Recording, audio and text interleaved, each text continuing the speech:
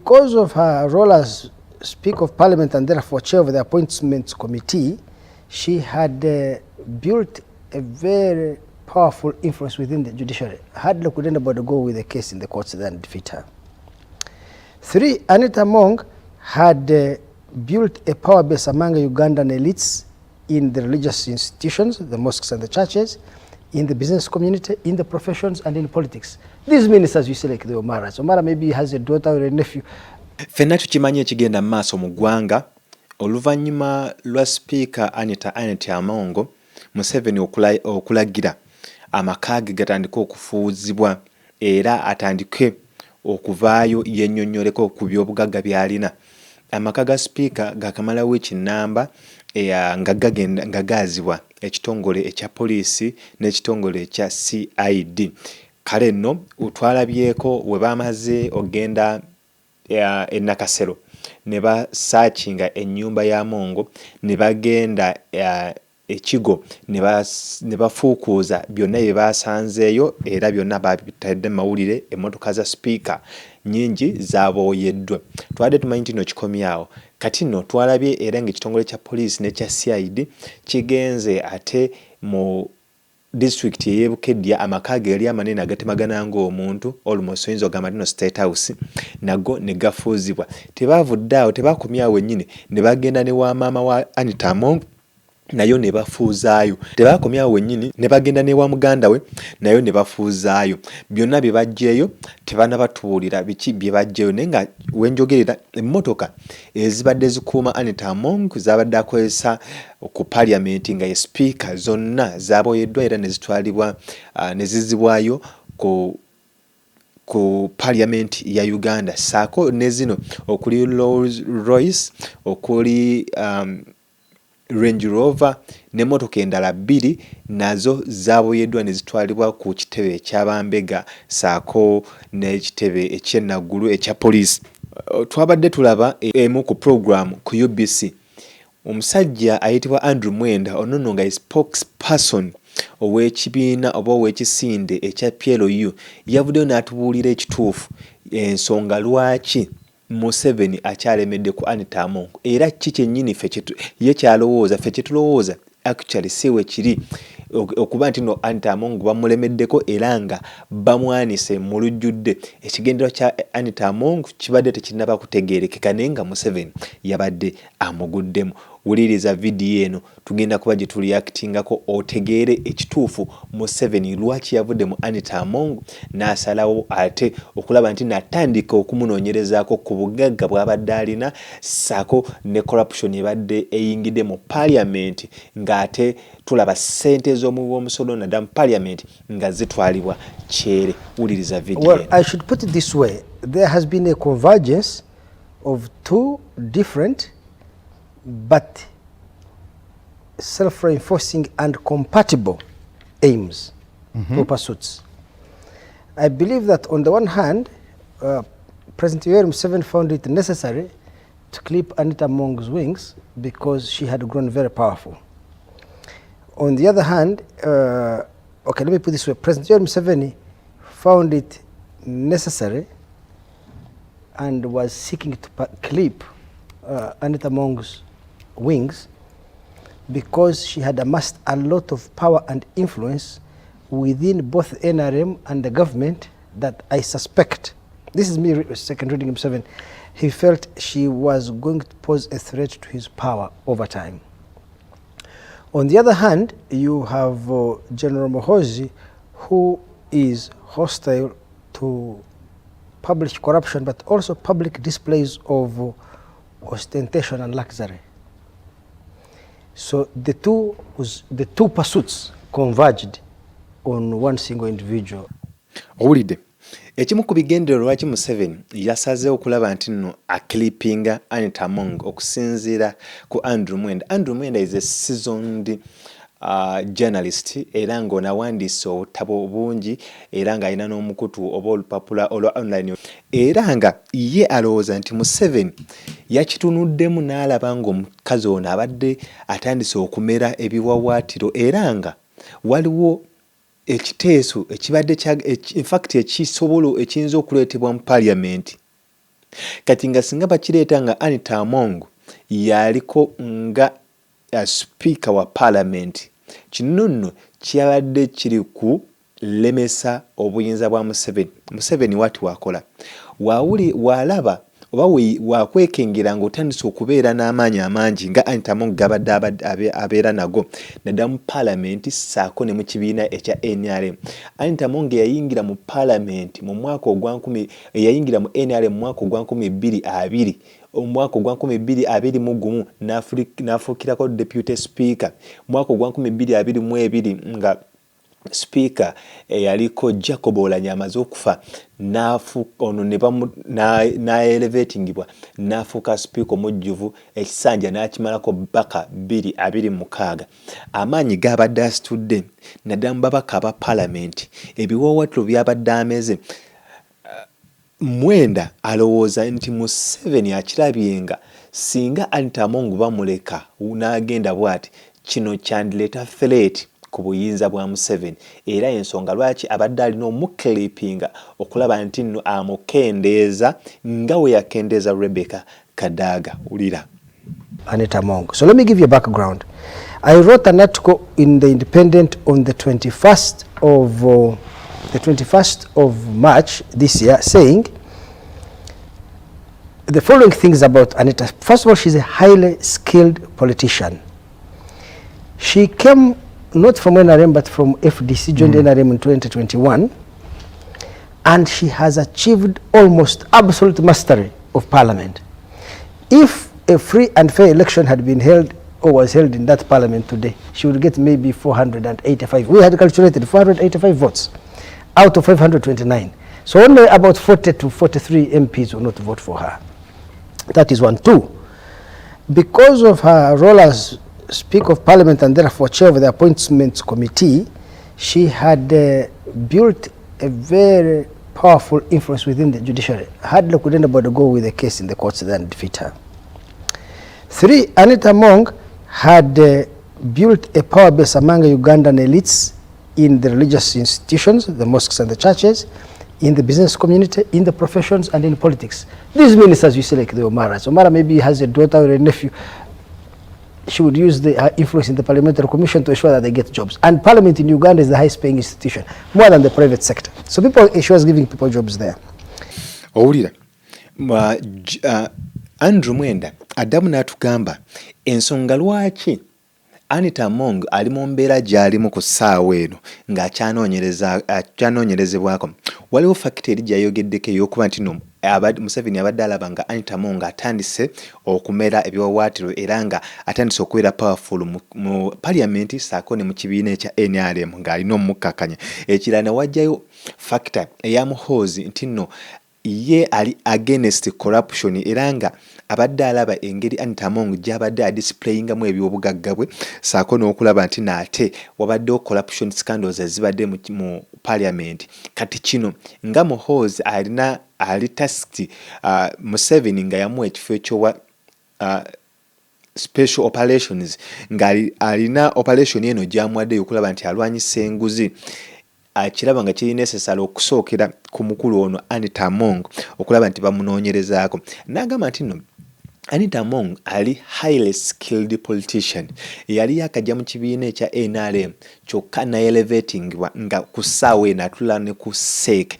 Kino kimuwa amaanyi nti nekuba singa kabadde kalulu nga kakubiddwa Anita Among nga bamuleseemu mu lwokaano lw'obwa speaker, tewabadde kuwanaanya Anita Among abadde agenda kawangula kubanga abadde mastering the art of politics mu parliament ssaako ne mu kibiina kyalimu ekya NRM. Anita Among had built a power base among Ugandan elites in the religious institutions, the mosques and the churches, in the business community, in the professions, and in politics. These ministers, you see, like the Omaras. Omara maybe has a daughter or a nephew. She would use her influence in the parliamentary commission to ensure that they get jobs. And parliament in Uganda is the highest paying institution, more than the private sector. So she was giving people jobs there. And critically, she joins NRM in 2021, and in 2025, 5 years later, she decides to run for vice chairperson, national vice chairperson of NRM women on the women's ticket against Kadaga. Kadaga had been in NRM since 1989. Kadaga had been speaker for 20 years. 10 years as deputy speaker, 10 years as full speaker.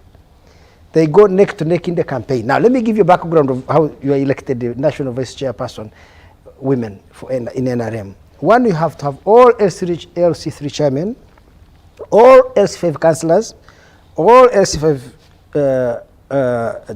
chairmen and chairpersons for that matter. Then you have to have all mayors of town councils, cities and municipalities. And then you have to have these leagues, the youth league, the women's league, people with disability, then veterans, then the elderly, then women. It is such a huge constituency, and so they go neck to neck, and this is Anita Among capturing the infrastructure of a party called NRM. She beat Kadaga by 93%. The day she beat Kadaga by 93% gave me a signal that Museveni cannot tolerate this. It will be very difficult for Museveni to tolerate a person who has that overwhelming influence in parliament, overwhelming influence in the party, and now he can peer and see in the judiciary, in the elite circles of Uganda. Now, of course, Anita Among had consistently argued or told Museveni, I'm very loyal to you, I will never threaten your power, I will support Moses' succession. She had said all these things. And when she said these things, I'm inclined to believe that it's possible she was sincere. I have personally met her because I had similar concerns. She invited me to her home.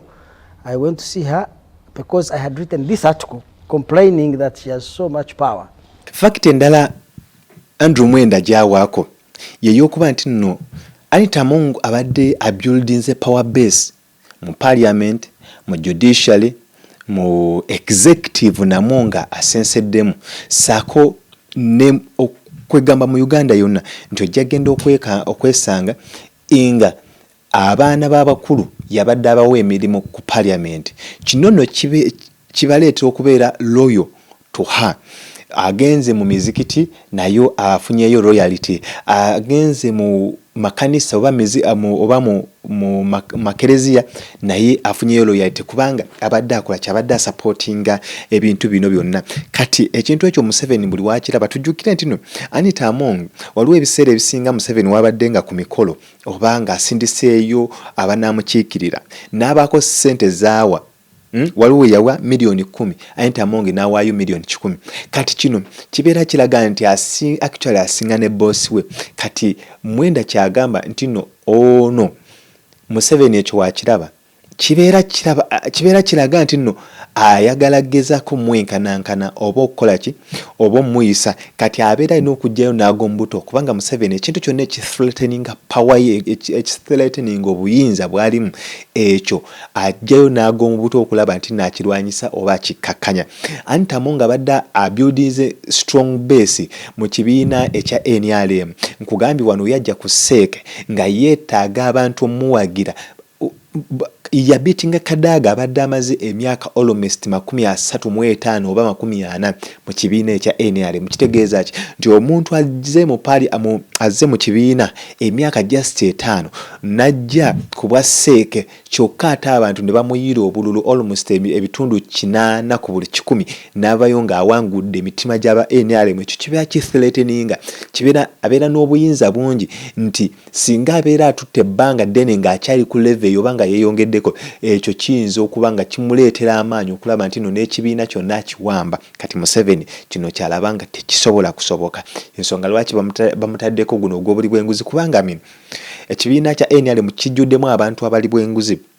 Wenjogerera nga ne Oboth Maxson ono eyaendosingiddwa okulaba nti no afuuka speaker wa parliament, ono naye alina scandals eza corruption zabadde alimu. Tujukira amabaati ge Kalamoja. Omusajja ono naye omu ku baafuna amabaati. Kati nga abantu bagamba nti ekintu kiri about corruption kuba n'ekirala nti tebanaba kuvaayo okulangirira bibajje wa Anita Among. Tebanaba gambako nti no badisprayinze sente nti oba bazijje mugundi baagala just kumuhumiliating na kumukakanya paka bowe banafuna kye baagala. kati Mwenda kino kyagamba nti Museveni akugirayo n'agwa muto paka nga akukakkanyiza. And she gave me her background and her history. She said she can never ever challenge Museveni because he's the one who made her. So let me, because me I'm an easily gullible person, I believe in her sincerity, that she was sincere. But then I put myself in Museveni's shoes. If you are Museveni, you can think or you can say, this lady is sincere. She has no premeditated plan to rival or to seek power from me. Then you force, Museveni faces two dilemmas. Dilemma one, if, first of all, intentions are very difficult to know. People's intentions are difficult to know. She may be lying, she may be genuine. But two, intentions change with time. So right now she may be sincere, but the capabilities and influence she's building in the state and the party may in the future tempt her to seek the presidency and wrestle it from me. So as a precaution, it is better for me to clip her now, even if she doesn't have any plan now, any premeditated plan to seek the presidency, because I don't want to be shocked. Even if there is a 2% chance that in future she will change, rather a 2% chance that she's likely to be a threat, I need to neutralize that threat. I think Museveni the gorilla would think like that. So it became increasingly imperative for Museveni that this lady's wings should be clipped. Now, Anita Mong had done one big mistake, either deliberately or innocently. She had given Museveni a rope to hang her. And I had written this in April 2024.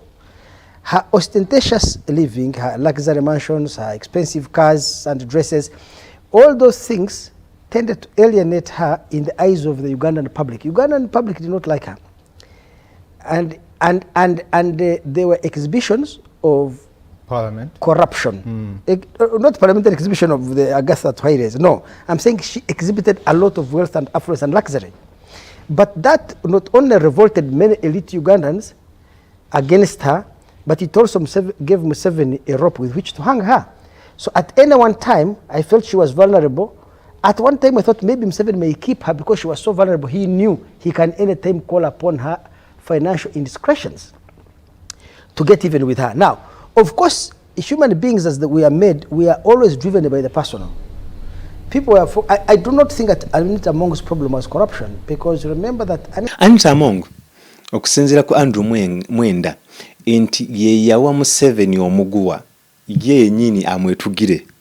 Anita Mong gave Museveni a rope to hang her. Why and how? All the money is abada splashing. Ebyobugaga amamotoka gabadde agula ebyo nanga Museveni amulaba bwati. Ekigendererwa tekibadde kya corruption nti oba Museveni ayagadde okumukakkanya nti oba abadde ali enguzi, nedda, kubanga abantu bali enguzi. Naye public etandika okwemulugunya kuba tujjukire wabaddewo corruption scandals mu parliament sako ne mu Uganda abantu okwezza ssente. Kati kino olwokuba nti kino kibadde kireetedde Anita Mong okulaba nti abeera elevated, okubeera nti atambulira waggulu. Ebyobugaga byalina, amamotoka gagula entakera, okwambala obulungi kwalina, amayumba galina. Bino Museveni okulaba wooti gamba kigendererwa kyani ono. Anita Mong yavayo n'atugamba nti actually tali mu nteekateeka yonna yakwesimbawo ku bukulembeze bwa ggwanga nga baze baleetawo ekiboozi ekyo. Ekiboozi ekyo bakireeta okuleeta debate mu bantu. Kino nno nga kiringa ekirabula Museveni. Ate bakyaleetebwa abantu abatamwagala okulaba nti no bamukakkanye wa Museveni era Museveni amugguleko olutalo. Era Anita Mong n'avayo n'ategeeza n'agamba nze sisobola na kwesimbawo asobola kuvuganya Museveni kubanga Museveni yanfudde kyendi. Ate nekirala nze ngenda kunyuka ebyobufuzi mu 2031. Kale nno sirina nteekateeka ya kwesimbawo, naye ekyayinza okuba nga ali akyogera innocently oba ng'oluusi nga gye bujje yasobola okwekyusa nga omanyi nti n'abaana b'abantu bakyuka. Kati kino Museveni wakiraba naga